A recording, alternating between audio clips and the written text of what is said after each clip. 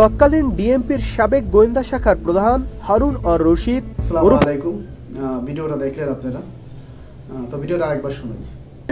তৎকালীন ডিএমপির সাবেক গোয়েন্দা শাখার প্রধান হারুন আর রশিদ ভিডিওটা হচ্ছে চ্যানেল আই।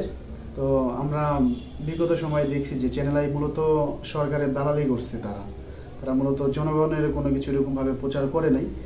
তো সরকারের স্বৈরাচার সরকারের কিন্তু একটাই মুখে বলেছিল বিএমপি জামাত, এটা ছাড়া তাদের কোনো কথাই ছিল না। তো এরকম এই চ্যানেলগুলো কিন্তু এভাবেই কাজ করছে, ওদের দালালি করছে, এভাবেই কাজ করছে।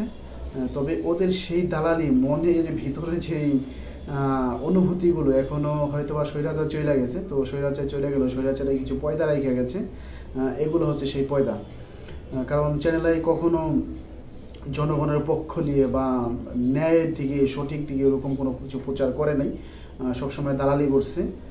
তো সেই ক্ষেত্রে এখনও আসলে ওই রকম দালাল প্রতি করা চ্যানেলই আছে, হয়তো বা চাপা পড়ে আছে, ওইরকমভাবে কথা বলতে পারে না, কিন্তু ওরা মূলত প্রকৃতভাবে দালাল।